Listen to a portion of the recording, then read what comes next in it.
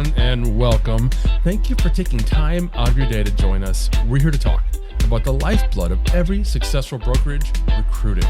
So we're tossing out the old playbook. The title of this session is the 2026 Social Media Playbook for Recruiting and Retention. And over the next hour, we're going to face a hard truth. Top producing agents are no longer waiting for your cold call.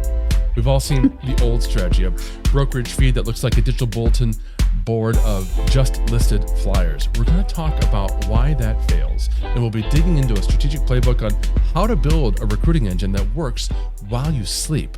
My name's Mike Allton. I'm the Director of Partner-Led Growth here at Agorapulse, and I'm going to be your host, but I am not the expert on this. Our guide for this session is someone who understands the complexities of this industry because she has lived on the inside of it. Dina Brannan is the founder and CEO of Table Media Group with over 2 decades of experience working at the executive level in both real estate and mortgage. She's supported some of the largest brokerages and leadership teams across the country. She isn't just a marketer. She's led operations and built systems from within, so she knows exactly what separates a scaling brokerage from a stagnant one. She specializes in turning a digital presence into a true retention engine, and she knows exactly what top producers are actually paying attention to. Hey, Dina, welcome to the show. Hello. Thank you so much for having me.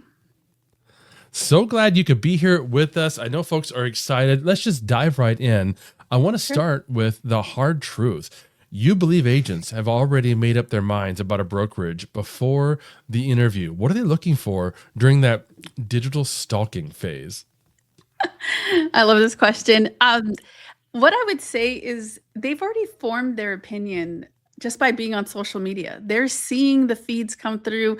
They are genuinely actively, looking at their colleagues' posts. They're seeing what other people are sharing about the brokerage wins, their wins, and what's happening within their brokerage. And how you promote your agents is how they engage really speaks volumes to an agent, whether they realize it or not. So even if they're not actively looking, they're seeing a lot of what's happening or not happening.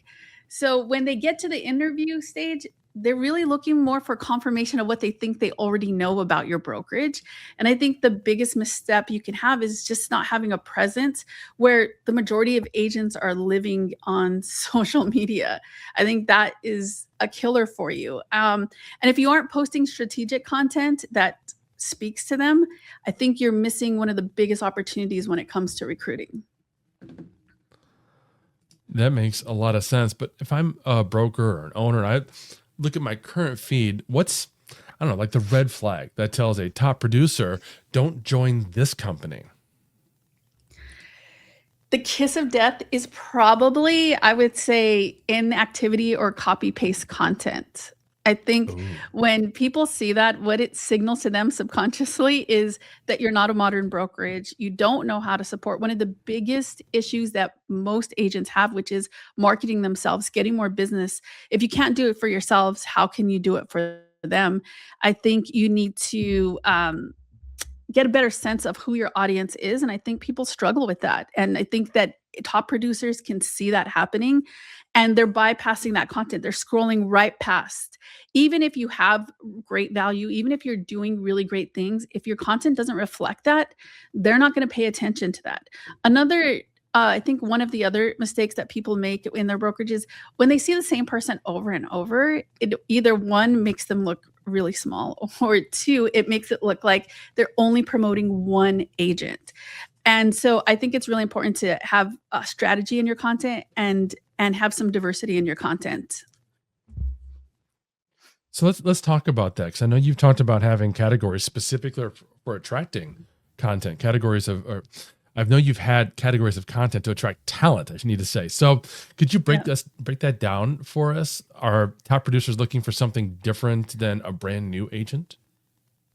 Yes, they are. And so I think when it comes to categories, every brokerage is different. It's really important that you know your audience.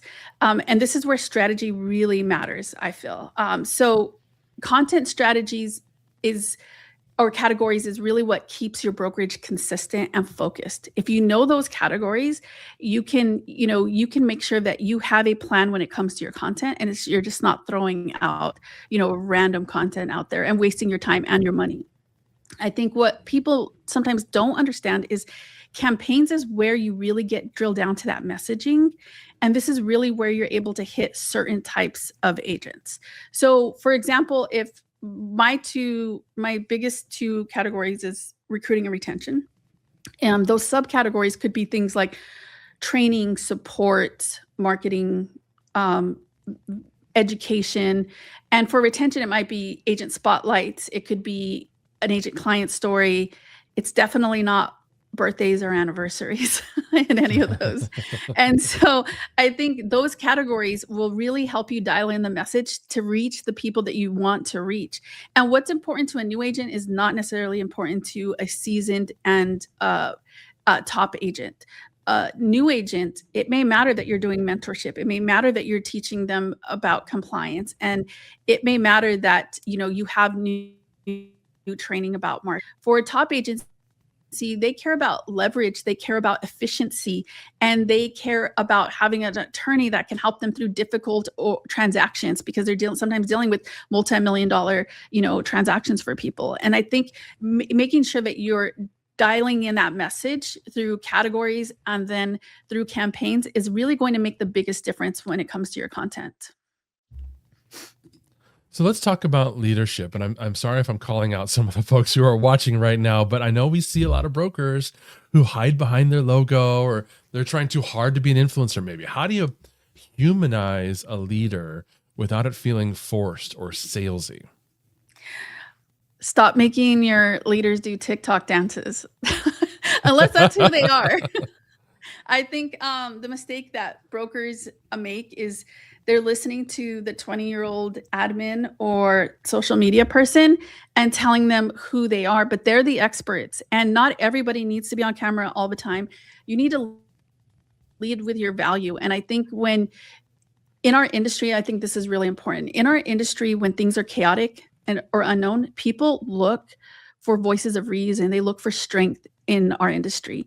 And the brokers who are speaking to those are really going to get a larger audience and open their brand to new opportunities when it comes to recruiting. I'll give you a great example. We have an executive who hired us to run their social media. And the purpose is to get more speaking engagements, to position themselves as thought leadership. And when the 50-year mortgage conversation started, there was a lot of unknown. There was a lot of chaos about it. There was a lot of rumors of what this mean. Was it good? Was it bad? And so we told him, you need to do a video immediately about this. And his answer was, I don't have all the answers. And it's like, perfect. You don't need to. But what you need to do is tell people that you have your finger on the pulse of what's happening, and that we don't know. No one has the answers right now. But I think it puts him in a position to showcase his skill set of understanding that these things are happening and they're causing chaos amongst our consumers and amongst our agents. So he said he couldn't get into the studio, and we told him, you don't have to. Just grab your phone and just talk to your audience. And then he sent it to us, and we edited it, and we got it out very quickly. I think that's really important when it comes to content. Is it needs to feel real and it needs to feel authentic, and you need to decide on what that looks like for each of your leaders. If they are really great at understanding market cycles or how administrations affect our industry, then they should lean into that. They don't have to be the funny guy dancing online. You should take who they are, and we should help amplify that. And I think that's really important, and what people are getting wrong. You don't have to be an influencer. You just have to have impact, and you do it through strategic planning, and also through your expertise and your authentic voice. Can you share how that authentic video performed? It performed really well. Honestly, we had people sharing it. They copied his script and did other videos themselves from their own perspective. And I thought we were really proud, because he felt uncomfortable filming himself. He's like, I just have a white wall. And he was like, it doesn't matter. A lot of his content was produced.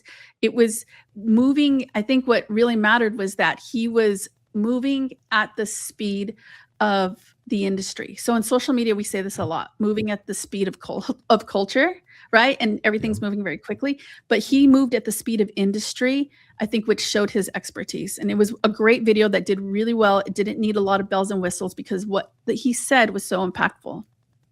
Yeah, I mean, as a longtime blogger and content marketer, I would have called that newsjacking, taking advantage of a news story and sharing your perspective on it.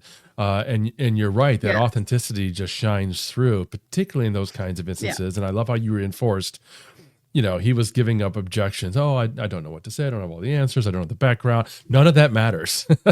The background, least of all. Get out there. Get yourself out there. Get your brand out there. One other thing that you mentioned that I want to circle back on, we kind of tongue in cheek a couple times about how you don't have to dance on TikTok, but for those watching who they're not sure what platform they should be on.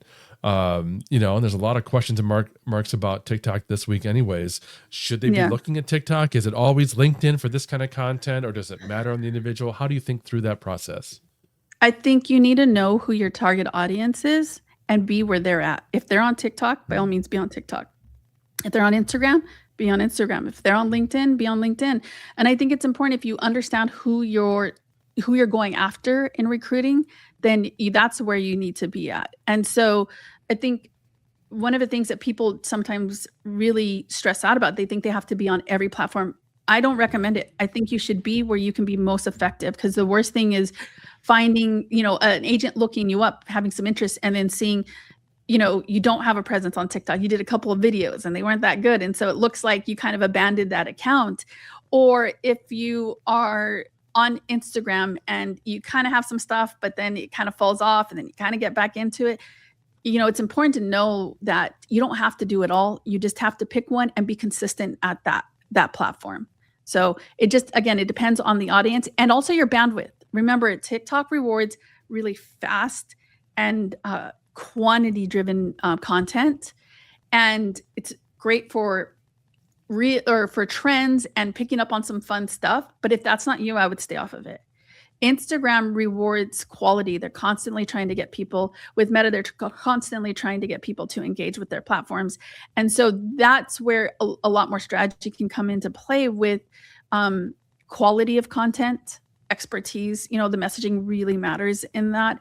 And then the LinkedIn is just more, for me, a professional view. This is where opinions are formed. This is where great for industry updates.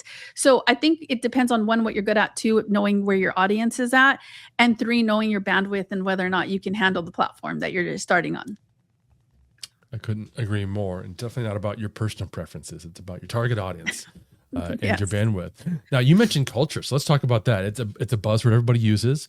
It's hard, I think, to show online. How does a brokerage use social media to prove they've got great culture rather than just saying it? I think that culture shows up in behavior and not slogans. I think that's really important to understand. I think you can say that you have the best culture.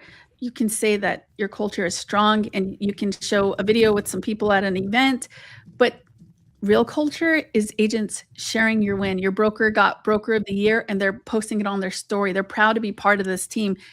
That's culture. Them commenting when someone joins the company. Welcome, we're so happy that you're on our team. That's culture.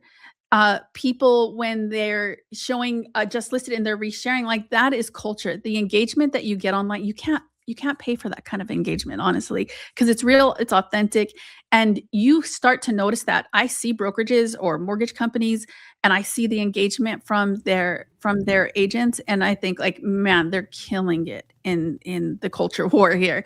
They really understand it, and they're doing it without having to say they have the best culture. They're really just showing, the agents are really showing that. And so I think it's more of behavior. Culture is proven, it's not just posted. Yeah. Now, we're calling this the 2026 Playbook. So as you look ahead, what's the biggest shift that you see coming to real estate social media that brokers need to prepare for right now? So I think that the biggest thing is going to be storytelling and how quickly you can tell that story. Short form content is still going to remain key in 2026. So it used to go from let's do a top agent panel and let's talk for an hour about what you're doing and why this works for you. But I don't think that's where it's at anymore. I think that learning how to tell that story in 15 to 60 seconds, it first starts with the 3 seconds. Can you even get them to invest in an additional, 12 to, 57 seconds? So it starts with that first three, but then being able to tell that story in short form is very, very important. I think that's going to matter. And then again, the speed in which you tell these stories will matter. And the recaps, the old school recaps, and like I said, the just listed, the just sold type stuff, like it's just ineffective, and it's not generic content's just not going to work anymore. I think if you can move quickly, you can tell a great story, and you can do it in a very short amount of time, you're going to see an impact in your recruiting efforts online. Well, I couldn't agree more. I mean, not only are those just listed types posts uninteresting to your target audience, unless you happen to get super lucky and catch them right at the particular moment, which you're not going to do, it's killing your presence long term, because the algorithm knows that the audience is not interested in that content. So it's killing the next post and the next post and the next book. Now, this Staple Media Group, you guys do this for a living. You handle the creative and the strategy. When a brokerage hands this over to an agency like yours, how do you keep it sounding, authentic, right, to their local voice, as opposed to, your voice or my voice? One of the things I think we start with is, to be authentic, you need to be really clear about who you are and what you do. I think one of the first things, and this is always mind-boggling, and sometimes it's controversial the way I say this, but I think one of the first things we do is we remind broker owners that you do not sell real estate. Your brand does not sell real estate. You sell support to real estate agents, and agents sell real estate.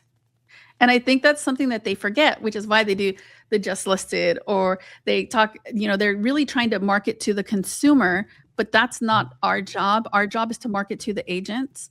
And I think that letting them, kind of helping them discover that, and then also helping them shape their value proposition, because a lot of them cannot articulate it well. They've never had to. So I think like helping them with that is really makes such a big difference. And I think that,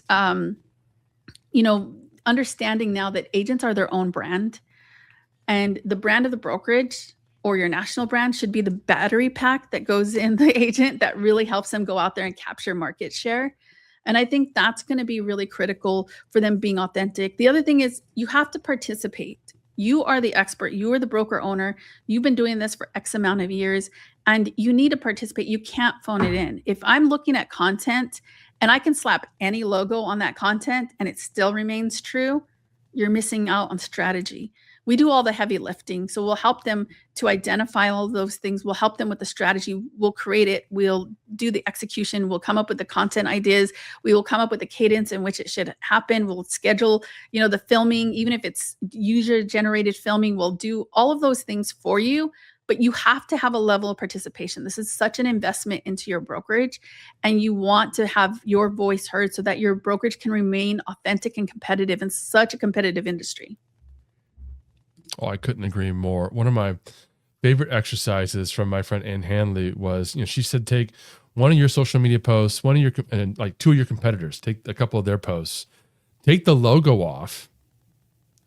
How alike or disalike do these things sound? And if you can't tell whose is whose because you don't have the logo, that's a problem. That means you aren't using your own unique perspective, your own unique style and voice. So that's definitely something folks need to work on if they haven't gotten to that point yet. But yeah. I want to shift gears a little bit, because I feel like recruiting is only half the battle. Retention is the other half of the battle in this framework that we're talking about today. How does a strong social media presence help you keep your current agents from leaving for the competition? I think when you have a recruiting heavy strategy, agents start to notice it and they start to feel neglected. Your social media should really reflect who you are, which of course you need to be recruiting. We all know that. But you also need to be paying attention to your agents and being really dialed in on what matters to them. So instead of just listed and just sold or happy anniversary or happy birthday, nobody cares. That should be used for internal Facebook groups or chats. What you want is shareable content for your agents. So making milestone content, like maybe they hit a professional milestone. Maybe there's a client review that you want to blast out there because it's great for the brokerage and it's great for the agent. Maybe they are a top producing agent and you want to showcase that. Maybe they got their first deal and you want to show that, that you're proud of them, and two, your brokerage is actually helping agents grow their business. So I think those types of retention posts can be huge. We used to do something called the agent resume, and we would create basically a carousel of their online resume accomplishments, what they've done, and they would reshare that like crazy, because one, it's a piece of content that they can use and they can share, and it's great for your engagement. But two, you also should be proud as a brokerage, and it signals to not only to your current agents, but even to the ones you're recruiting. It signals to them that you're paying attention, and this is real content that's happening in your business. So I think that is so important when you're doing that mix of retention versus recruiting. There needs to be a healthy mix of that. It goes back, I think, to what you're talking about before, which is that it's all about storytelling, right? Miriam Rodriguez from Microsoft wrote a great book on storytelling, and she shared like 8 different kinds of stories that folks can tell. And one or two of them are exactly in line with what you are talking about right now. Stories about your own employees. In this case, stories about your brokers. What have they accomplished? What have they done? Are they out in the community? Are they making great sales? Are they helping people inside the brokerage? Whatever they're doing, share those stories in the midst and mix of everything else that you're doing. But let's say we've got a brokerage, an owner or broker themselves, they're just too busy, quote unquote, to film content. What's the minimum effective dose? What's one type of content that they can simply must show up for? How do you just push back maybe perhaps on that myth that they're too busy? Well, there's a couple of things. One of the things is I tell them that they're asking the wrong question. If you're asking about what's the least I can do instead of what's the most impact I can have, I think that's a shift in mindset. I don't think they understand the value of marketing yet, or social media, the power of it, and they're not understanding the ROI. And so for me, I try to like reframe the way they're thinking about this, and it's like, how can you have the most impact? And also, we all know this, we're too busy for the things that we don't want to do. It's a priority problem versus a time problem. Yeah. And what we try to do is we try to make it very easy for the broker owner. It's planned months in advance, and it's, here's the date. We're going to block out this much time, and we're going to knock out this much content. Here's the content topics that we're going to knock out. And what this does is it allows us to do evergreen content that can be posted at any time. So it makes it a lot easier. There's not this sense of urgency that they have to get this done at this moment. This is content that we can post at any time. And then what we do next is, when you're organized like that, it leaves opportunity for the more timely relevancy content that is happening in our industry, where they can whip out their phone and do a quick video. And so I think it's really helping them understand the power of what they do. So, and everyone's different, depending on their expertise of how much they need to do. But I think they just need to start with reframing that. And we'll never push you to do more than what you're capable of, but we will get you out of your comfort zone a little bit, because your company needs to have a face. It's just the way it works now. If you have a faceless, nameless company and it's all just a logo, that can impact your business. I mean, everybody has probably seen the CEO of Red Lobster. When has anybody ever cared who the CEO of Red Lobster or Starbucks was? But you see them now. There's a face to this logo that we never used to see before. And so I think it's important, even when it comes to the brokerage, of, showing up, even if it's a limited time, but we need you to show up and lead your brokerage through your social content. I love that so much. I love this idea of batch creating content. That's why I think photo shoots are such a great idea, and particularly in these kinds of situations where you can, spend a couple hours with a great photographer, maybe several different locations, and you just end up with 20, 50, 100 shots that you can use over and over again, depending on the scenario. You can put text on top of them in different situations. Great use of your time. And agents don't want overkill, but they do want to know who's guiding the ship. They do want to know that. And I think, as you said, we will do content of just, can you just walk to this desk? Can you just hand someone a piece of paper? And this content allows us to then put messaging behind it that comes directly from the executive or that leader. And it doesn't always have to be talking head straight to camera, because not everybody's good at that. And the last thing, and what our job is, and what your marketing team's job is, to help that person show up in the best light possible. So you need to put them in scenarios that they can win. And sometimes it's just like you said, photos, and we can put a quote behind it. But the messaging is so critical, and that oftentimes gets left behind, because you have people who maybe understand how Instagram works, but they don't understand strategy. They don't understand the industry. And young does not equal a strategist or a social media manager. It doesn't disqualify them by any means. And sometimes they have their finger on the pulse of what's happening in our industry, but you do need to make sure that you have someone who understands strategy, because otherwise you're just going to be throwing content. It's going to make the leadership team more frustrated that they're wasting time and they're not getting a return on it.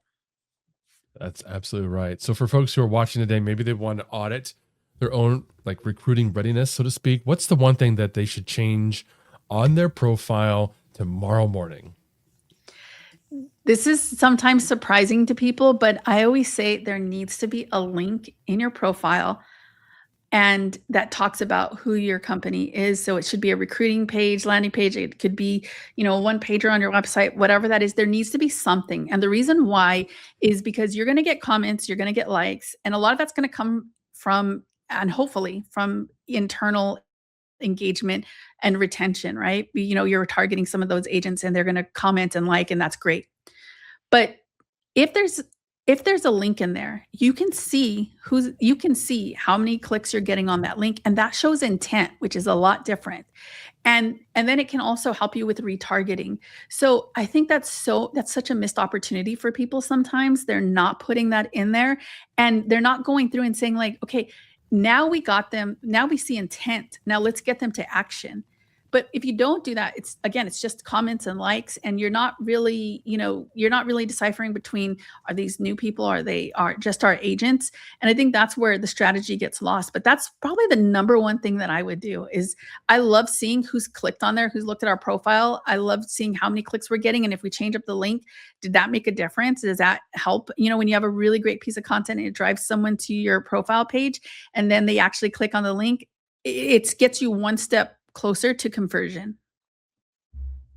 That's fantastic. It's so true. And particularly on Instagram, where if someone's on their phone and they went through the trouble of going to your actual bio, tapping on the link, and then doing something on your website, that's a really, really hot lead or hot recruit or something, depending on the business and the nature of the click. But that's somebody to pay attention to. Dina, this was absolutely fantastic. I want to thank you so much for sharing this playbook.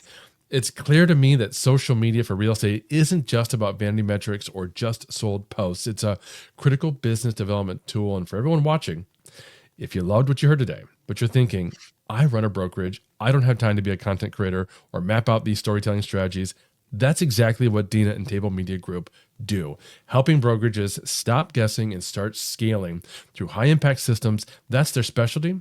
And the goal of this webinar was to introduce you to the partner who can build this engine for you, and that partner is Dina. Dina, if people want to connect with you or have Table Media Group help them attract top-tier talent, what's the best way to do that? The best way to do that is you can email me directly, which is dina@tablemediagroup.com. And I'm happy to answer any questions that you have, especially coming off of this webinar. We are happy to strategize. We're happy to go over all the offerings that we have. And sometimes just to have a conversation, it just helps get you to your next step, even if it's not with Table Media. Perfect. And a huge thank you to everyone who joined us live. We'll get the replay out to you shortly. Have a fantastic rest of your day.